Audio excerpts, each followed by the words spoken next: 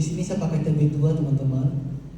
Jadi jika ada beda dengan di handphone kalian, mungkin hasil terjemahannya yang sudah diubah. Ya. Injil Yohanes pasal ke-14 ayat 15 sampai dengan 18. Yang laki-laki tolong baca yang ayat ganjil, perempuan baca yang ayat genap silih berganti sampai dengan yang ke-18. Ya, laki-laki dulu. 15, 2, 3.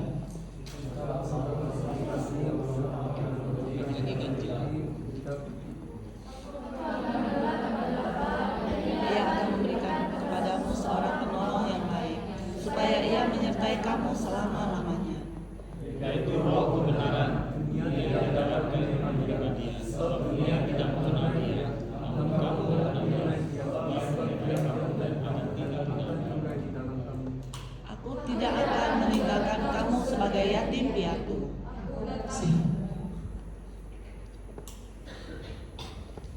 Oke, coba bacakan sekali lagi ya. Jikalau kamu mengasihi aku, kamu akan menuruti perintah-perintahku.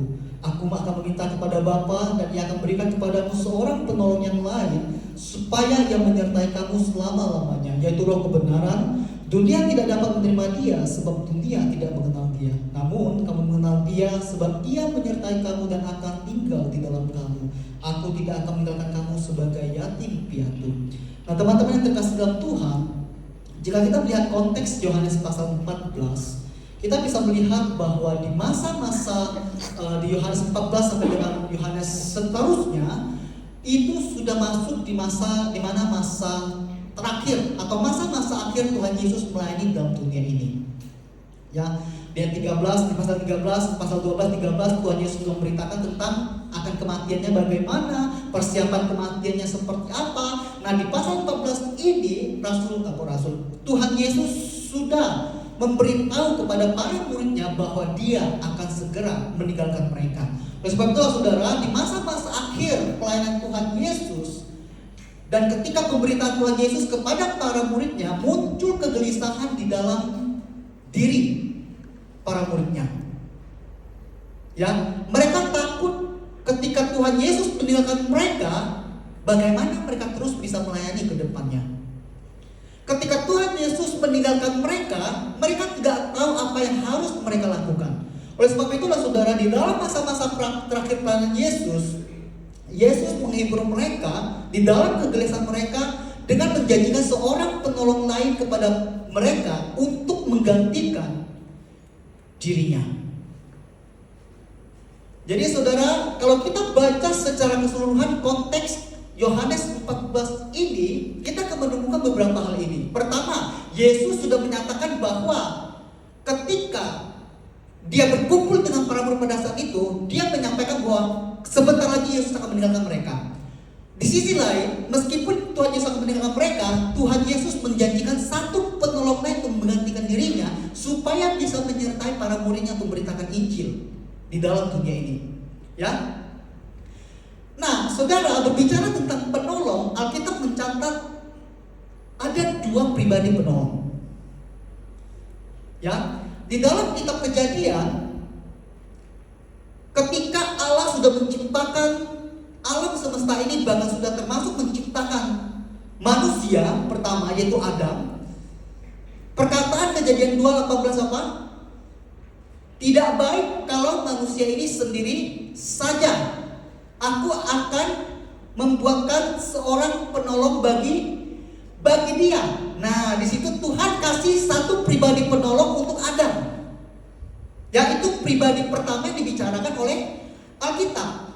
Tetapi di dalam Yohanes ini, Tuhan Yesus juga berbicara tentang pribadi penolong, saudara. Nah, kita perlu perhatikan bahwa antara pribadi penolong yang sebenarnya di dalam Kejadian pasal 2 ayat 18 dengan penolong yang lain di dalam Injil Yohanes pasal 14 ayat 16, ini adalah dua pribadi atau dua konteks yang berbeda. Nah, kan? Pribadi atau penolong yang sepadan itu berbicara tentang Adam diberikan oleh Allah seorang pendamping hidup. Tetapi di dalam konteks Yohanes 14:16, ketika Yesus berbicara tentang penolong lain, itu dia bukan hanya bersifat sebagai pendamping, bukan hanya bersifat sebagai penolong nantinya. Nanti kita akan belajar bahwa akan ada beberapa hal yang dikerjakan oleh penolong lain ini. Makanya kita perlu ketahui siapa sebenarnya penolong lain ini. Yang kita harus ketahui, penolong lain yang dimaksud Tuhan Yesus di dalam Injil Yohanes ini itu mengacu kepada Parakletos, saudara. Memang kalau kita mau menerjemahkan Parakletos ke dalam bahasa Indonesia, itu bisa diterjemahkan sebagai kata penolong. Tapi kalau kita mau gali lebih dalam lagi, saudara, Parakletos itu bukan hanya bertindak sebagai penolong. Nanti kita pelajari ya, saudara. Cuma kita mengetahui bahwa penolong lain yang dimaksudkan Tuhan Yesus di dalam Injil Yohanes itu mengacu kepada pribadi Roh Kudus yang juga disebut sebagai Roh kebenaran di ayat ke-17. Oke? Sampai di sini kita patokkan dulu ya. Penolong yang lain itu adalah pribadi Roh Kudus. Oke? Nah, tadi saya katakan bahwa Parakletos sudah diartikan sebagai penolong juga. Tetapi saudara, sebagai penolong, dia itu bertindak sebagai pengajar. Jadi dia bertindak sebagai guru. Kita ingat selama Tuhan Yesus berada dalam dunia ini, ketika dia memberitakan Injil kepada orang-orang yang masih belum pernah mendengar Injil, dia ada 12 murid khusus. Dan dia bertindak sebagai guru. Nah, sebagai guru dia juga sebagai pengajar, mengajarkan Injil, mengajarkan firman kepada orang-orang yang ada pada saat itu. Nah, selain menjadi pengajar, yang kedua dia juga sebagai penghibur. Selain penghibur, dia juga sebagai pembela. Sebagai pembela, dia juga sebagai pembimbing. Bukan hanya pembimbing, dia juga sebagai penasehat dan juga sebagai reminder, pengingat kita. Jadi saudara, di dalam penolong Parakletos ini, sebagai penolong ia bertindak banyak macam, saudara. Dia harus memposisikan dirinya sebagai pembela. Pembela dari siapa, saudara? Apakah pembela terhadap sama manusia? Bukan, saudara. Ini bersifat rohani. Pembelaan terhadap apa?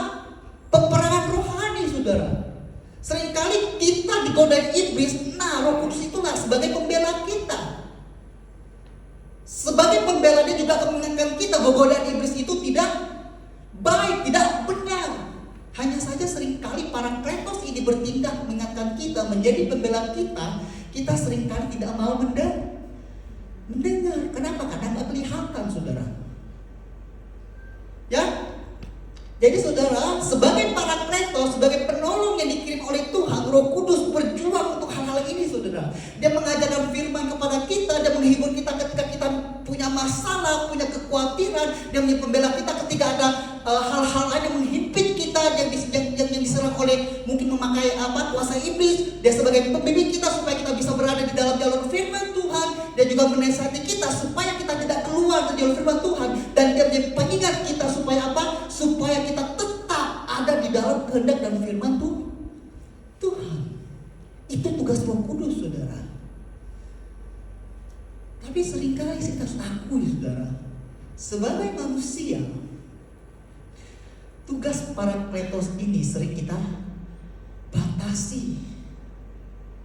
Kita lebih percaya kepada omongan manusia. Kenapa? Karena manusia ketika ngomong kelihatan. Sedangkan Parakletos ketika udah ingat itu jangan begitu, masa bodoh. Kenapa? Karena nggak kelihatan, kan, saudara. Tapi saudara, inilah tugas Parakletos yang sebenarnya ketika Tuhan menjanjikan dia datang kepada kita.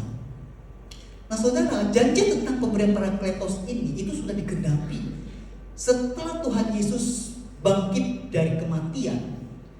Dan setelah Tuhan Yesus ini harusnya 50 hari. Setelah 50 hari setelah 50 hari Yesus bangkit dari antara mati, dia naik ke sorga. Lalu setelah 10 hari naik ke sorga, barulah pemberian seorang penolong itu digenapi. Artinya apa? 50 hari setelah Yesus bangkit dari kematian, Parakletos itu dikirim, diutus oleh Bapa di dalam nama Yesus untuk datang ke dalam dunia ini, mendampingi para murid pada saat itu dan juga pada kita saat ini.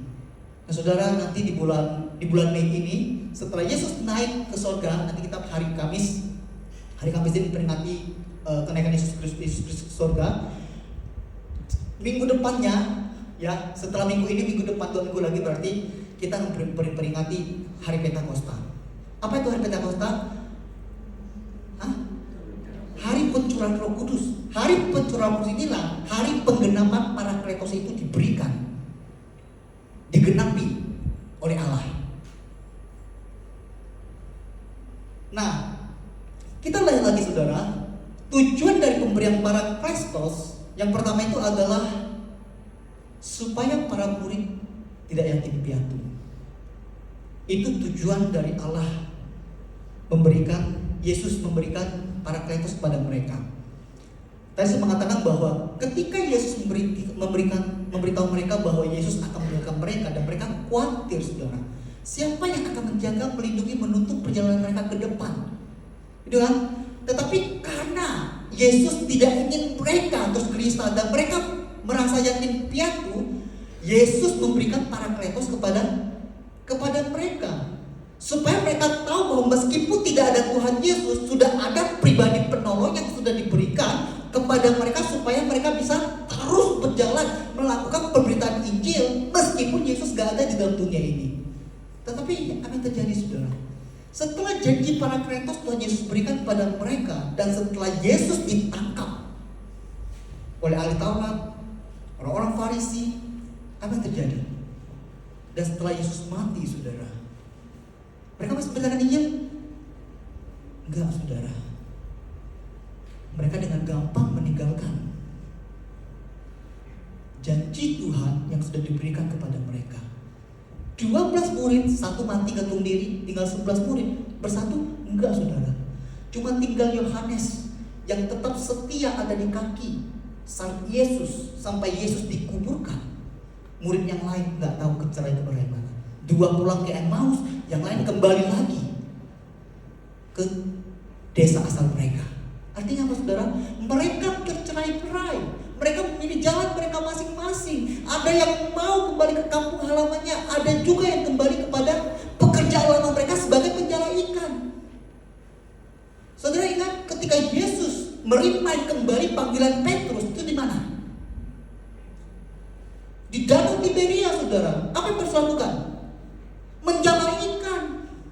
Artinya apa? Setelah Yesus mati, Petrus kembali lagi menjadi penjala ikan. Dia lupa bahwa Yesus pernah mengatakan, engkau akan kujadikan penjala manusia. Karena apa? Karena Yesus sudah ada, saudara.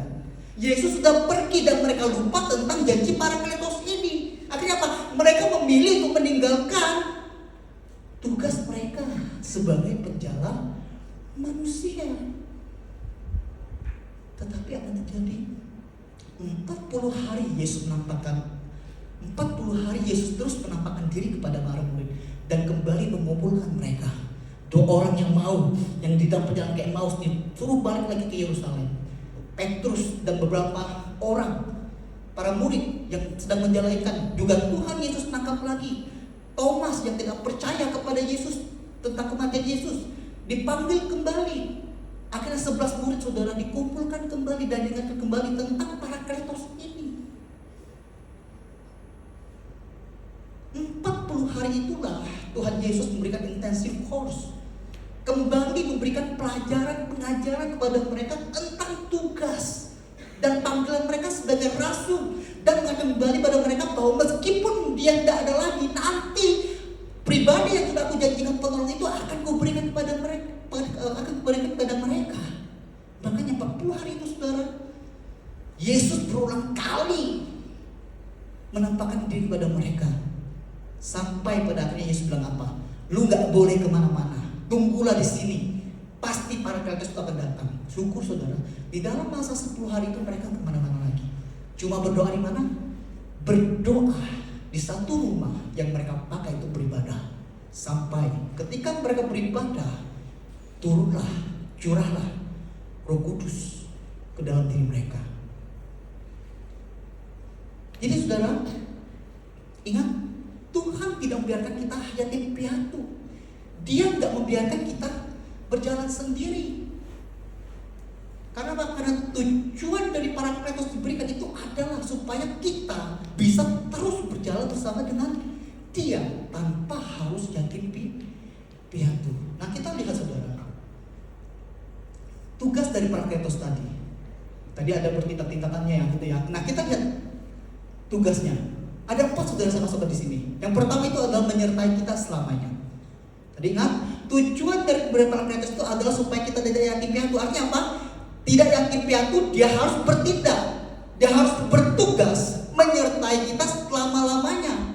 Sebagai orang tua kita, sebagai pendamping kita, sebagai penolong kita.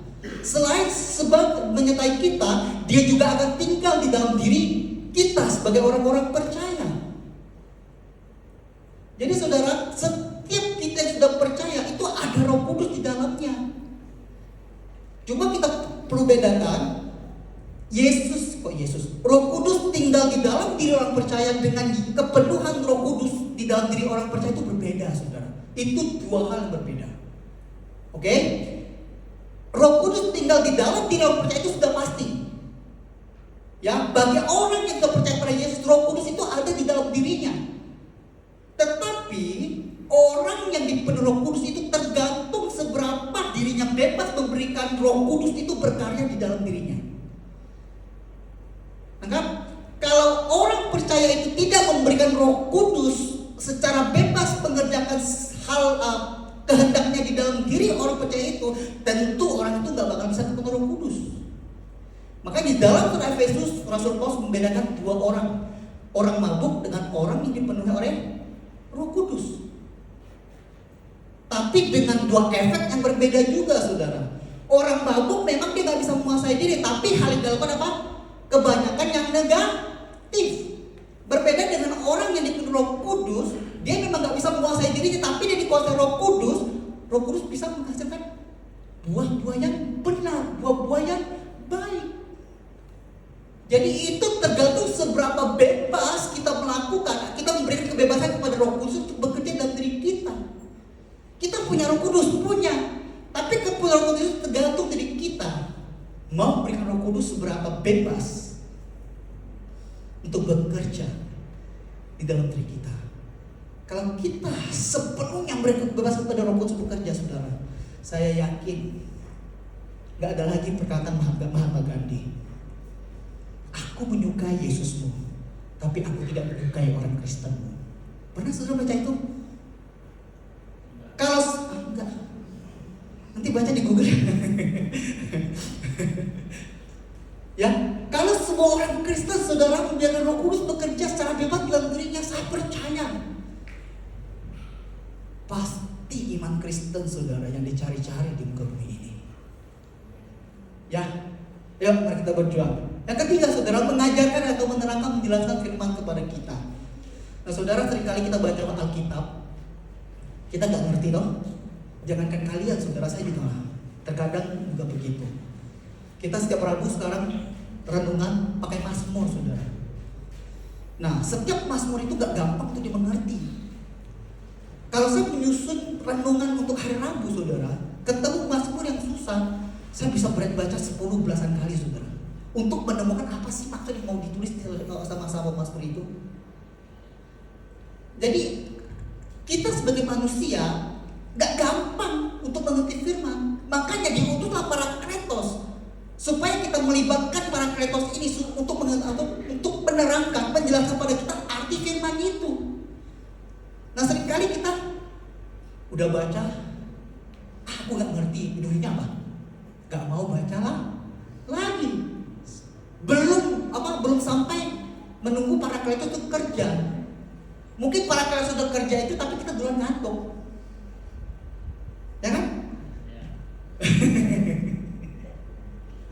Jangan iya itu bener loh. Ya, itulah tugas Parakletos saudara. Kalau kalian nggak ngerti baca firman Tuhan, baca berulang kali sampai Roh Kudus Parakletos dalam diri kita itu saudara menerangkan pada kita apa maksud itu. Setidaknya di dalam satu pasal ayat 1, ayat 2, ayat 3, satu ayat pasti akan mengena ke kita. Ya, nggak semua ayat memang. Setidaknya pasti ada satu ayat yang mengena kepada kita. Nah itu bisa dikatakan itu sebagai pendidik Parakletos pada kita untuk mengerti firman Tuhan.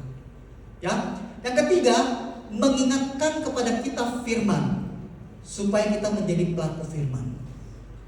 Yaitu ayatnya ada, saudara, saudara baca lagi, renungkan lagi. Saya bisa menjelaskan ini tugas-tugasnya supaya kita tidak kelamaan pulang ya. Yang seterusnya, saudara, dan apa yang kita bahas hari ini, ada beberapa pelajaran yang ingin saya bagikan kepada kita. Yang pertama, saudara, ketika Tuhan berjanji, Tuhan pasti akan menepati janjinya. Hanya tergantung waktu penggenapannya itu kapan, saudara. Kita seringkali membaca dalam Alkitab banyak sekali janji-janji Tuhan. Tuhan akan memberkati engkau, Tuhan akan menjaga engkau, Tuhan akan melindungi engkau. Tapi dalam perjalanan hidup kita, seberapa susah jadi orang Kristen? Banyak pergumulan yang kita hadapi, banyak tantangan yang kita hadapi. Seakan-akan janji Tuhan itu gak ditepati. Enggak, saudara. Tuhan pasti akan menggenapi janjinya. Hanya saja itu bicara tentang waktu. Waktu penggenapannya itu kapan, saudara. Nah, saudara tentu pernah baca ini kan, God's timing is always perfect. Waktunya Tuhan itu selalu yang terbaik. Waktu Tuhan selalu yang terbaik, saudara. Bahkan sampai ada lagunya kan, waktu Tuhan pasti yang terbaik. Itu, ya. Kita selalu percaya, kita sering mendengarkan ini, saudara. Kita percaya bahwa di dalam perjalanan kehidupan kita, tentu waktu Tuhan itu selalu terbaik, tidak pernah terlambat, tidak pernah terlalu cepat. Oleh sebab itu kita perlu butuh kesabaran dan kesetiaan untuk menantikan janji itu digenapi, saudara. Ya, kita gak bisa menuntut bahwa Tuhan, aku ingin ini, lu harus cepat kasih aku mau ini, lu harus cepat kasih aku. Gak bisa, saudara. Contohnya seseorang, Tuhan, aku mau meminta satu Ferrari. Tiba-tiba Tuhan kasih dari perusahaan, kasih Ferrari untuk mobil dinas, saudara. Tapi dengan catatan tuh harus isi minyak sendiri, harus maintenance mobilnya itu sendiri, gak ada asuransi. Pokoknya apa semua sendiri, saudara. Tapi ketika tiba maintenance-nya, saudara, bawa ke bengkel, ternyata maintenance-nya mahal sekali, gak mampu bayar. Ujungnya apa? Pulangin ke perusahaan. Jadi waktu Tuhan itu mempersiapkan kita untuk menerima janji itu. Nangkep ya? Kita boleh meminta, tapi tidak boleh memaksakan dengan waktu kita. Tuhan pasti akan memberikan kepada kita, menggenapi janjinya itu memang jika sudah waktunya kita menerima. Selama itu bilang tuh, sudah cuma tahu kok perlu punya istri. Sampai saya bilang, saudara, Tuhan gak mau kasih, gimana mau maksa gitu kan. Sampai garuk-garuk saya, saudara. Ya, jadi ya berdoa gak berdoa, tapi kapan waktunya gak tahu, saudara.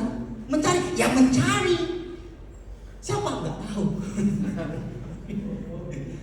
Ya, hanya bergumul menanti waktu Tuhan kasih, saudara. Kita gak boleh memaksa. Yang penting kita percaya bahwa waktu Tuhan itulah yang terbaik di dalam menggenapi janjinya kepada kita. Ya, nah, kenapa para murid bisa tercerai berai? Mereka gak sabar, saudara, menanti para kletos untuk diberikan kepada mereka. Tuhan sudah bilang, aku akan memberikan para kletos kepada kalian. Kalian tunggu saja. Nah, mereka gak sabaran, saudara. Mereka gak sabar waktu Tuhan. Padahal apa? Mereka memilih jalan mereka sendiri dan kembali kepada masa lalu mereka. Sekarang pertanyaannya, maukah saudara menanti waktu Tuhan untuk menggenapi janjinya terhadap diri saudara? Itu harus direnungkan baik-baik, saudara. Ya, lalu yang kedua, saudara, Tuhan Yesus memberikan Parakletos agar kita tidak yatim piatu. Ya, Tuhan ingin kita mengetahui bahwa kita tidak pernah sendirian. Ya, saya sering membaca kalimat-kalimat ini di dalam Instagram. Kalau kalian mengikuti akun-akun Kristen, ya, you are never alone, God always with you. Saya sering bertanya saudara, ketika orang post itu apakah benar-benar meyakini hal ini? Tuhan tidak pernah menginginkan kita sendirian. Tuhan tidak pernah membiarkan kita berjalan sendirian. Makanya dijanjikan, diberikan Parakletos supaya menuntun kita. Ya, dia nggak mau saudara. Dia nggak mau kita sendirian. Nah, ayat ini saudara, bukan ayat, quotes ini beberapa tahun yang lalu ketika saya merenungkan firman Tuhan, saya melihat quotes ini dalam buku, dibakar dalam notes hasil renungan saya. Ya, saya masuk gini saudara, kesendirian itu adalah pilihan, tetapi janji Tuhan kepada kita bahwa Ia akan menyertai sampai kepada kesudahan zaman. Saudara, janji Tuhan itu Dia menyertai kita sampai kepada akhir zaman. Kalau lu mau sendiri, berjalan sendiri, itu pilihan lu. Nah, setelah lu milih jalan sendiri, jangan lu sungguh-sungguh pada Tuhan. Tuhan lu di mana sih? Tuhan lu di mana sih? Kok enggak berjalan sama dengan aku, enggak menolong aku. Padahal kita memilih sendirian, enggak mau libatkan Tuhan.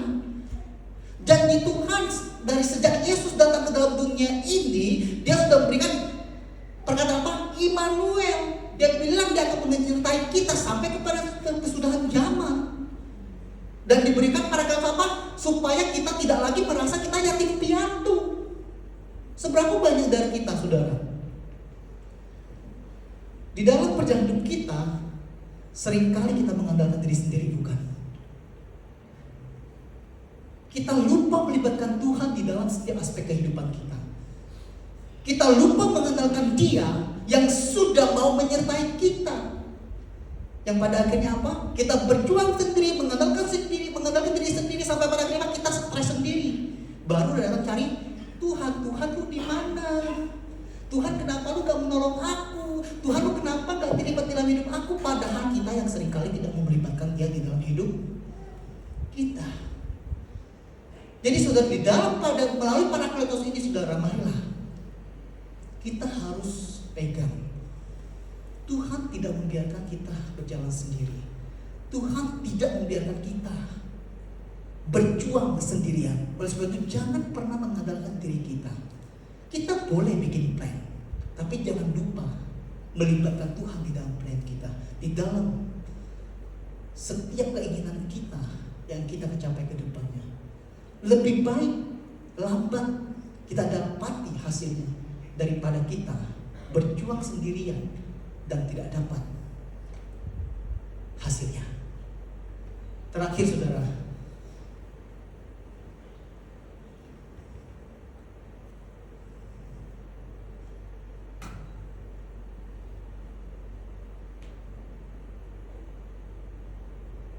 janji Tuhan Yesus apa? Dia menyertai kita sampai kepada akhir zaman. Allah menyertai tidak berhenti pada Tuhan Yesus, tetapi diteruskan dengan pengutusan terhadap Parakletos kepada kita. Saudara, ketika saya merenungkan bagi firman Tuhan ini, dan ketika saya ingat dengan firman Tuhan yang saya khotbahkan di Natal tahun lalu tentang Immanuel. Immanuel itu adalah janji Allah menyertai kita selama-lamanya. Tapi saudara, mungkin pada zamannya para murid gak mengerti tentang Immanuel. Tiba-tiba mereka ditinggalkan oleh Tuhan Yesus. Padahal Tuhan Yesus sudah menjanjikan tentang Parakletos ini. Dan mereka tidak memahami itu. Makanya mereka tercerai-berai. Ketika saya menggabungkan ini semua saudara, Tuhan Yesus itu adalah Allah yang menyertai kita. Tapi Dia pergi kembali ke surga. Tapi saudara, Allah menyertai itu tidak berhenti ketika Yesus kembali ke surga. Dia mengirim Roh Kudus datang ke dunia ini untuk menjadi pendamping, penggantinya Dia bagi hidup kita. Jadi saudara, sekali Tuhan menyertai, Dia akan tetap menyertai. Melalui Parakletos, Tuhan ingin terus berjalan bersama dengan kita yang ada di sini. Jadi saudara, Parakletos ini rindu menjadi konselor saudara. Ya, tidak semua orang suka di konseling saudara. Apalagi suruh terbuka di depan konselor. Tapi saudara, Roh Kudus diberikan kepada kita. Dia bisa menjadi konselor kita. Yang penting kita mau datang mencari Dia. Dia bukan hanya konselor, dia juga sahabat, penghibur, dan pendamping kita. Seperti ketika Yesus ada dalam dunia ini bersama dengan murid-muridnya. Dia juga sebagai konselor bagi muridnya. Dia juga sebagai sahabat bagi muridnya. Dia juga sebagai penghibur bagi para murid yang mungkin saat itu meninggalkan segala sesuatu untuk mengikuti dia. Dan Yesus mendampingi mereka sampai masa akhir dia ada dalam dunia ini. Dan pendampingan itu tidak berhenti ketika Yesus meninggalkan dunia ini, sampai Yesus memberikan Parakletos kepada mereka. Nah saudara, mari kita renungkan bersama. Tadi saya mengatakan, janganlah mengandalkan diri kita sendiri, tetapi libatkan Tuhan di dalam setiap rencana kita. Nah sekarang pertanyaan yang perlu kita renungkan, apakah kita sudah berjalan berdampingan dengan Tuhan, atau malah kita lebih sering menempatkan Tuhan itu di belakang atau di depan kita? Tuhan gak mau seperti itu saudara. Kita bilang, oh Tuhan di depan saya. Gak mau, Tuhan juga gak mau seperti itu. Kita menempatkan Tuhan di belakang kita, apalagi seperti Tuhan juga lebih gak mau saudara. Tetapi Tuhan ingin kita berdampingan dengan dia. Dia ada di samping kita, berjalan bersama dengan kita. Supaya apa? Supaya Tuhan tahu kondisi kita seperti apa, dan kita tahu apa yang Tuhan inginkan dari kita. Saudara bisa bayangkan, ketika kita menempatkan teman kita di belakang, kita bisa tahu mereka mau apa? Enggak saudara. Ketika kita menempatkan teman kita di depan, kita bisa tahu mereka ngomong apa? Enggak saudara. Hanya di samping kita bisa tahu apa yang mereka inginkan dari kita. Demikian juga dengan Tuhan saudara. Mari kita mau, ketika Tuhan sudah membukakan jalan supaya Tuhan bisa hidup berdampingan dengan kita, marilah kita juga mau menempatkan Tuhan di samping kita supaya kita bisa hidup berdampingan dengan dia, dengan Parakletos yang Tuhan berikan bagi kita. Ya, jangan mengandalkan diri sendiri, tetapi libatkan Tuhan dan hiduplah berdampingan dengan Tuhan di dalam hidup saudara. Mari kita berdoa. Tuhan, terima kasih untuk firman-Mu. Kami syukur ya Bapak, Engkau adalah Bapak yang setia, yang tidak pernah mengingkari janji yang sudah Engkau ucapkan kepada setiap kami anak-anak-Mu. Seperti janji Parakletos ini ya Tuhan, Engkau berikan kepada para murid, dan Engkau juga menggenapinya bahkan sampai saat ini ya Tuhan. Kau menuntun hidup kami dengan Roh Kudus yang ada dalam diri kami, yang seringkali menolong, menjaga, membimbing, dan menghibur kami di dalam kehidupan kami sebagai anak-anak-Mu. Terima kasih Bapak, tolonglah kami ketika kami menyadari bahwa ada Parakletos yang sudah Engkau kirim bagi kami. Ajari kami ya Bapak untuk kami hidup tidak mengandalkan diri kami sendiri, tetapi kami mau melibatkan Parakletos di dalam kehidupan kami, dan kami mau hidup berdampingan dengan dia dan memberikan Parakletos ini untuk berjuang, bertindak secara bebas dalam diri kami. Terima kasih Bapak, firman-Mu biarlah bertata dalam hati kami, dan kami menjadi pelaku firman yang setia. Demi nama Tuhan Yesus kami berdoa.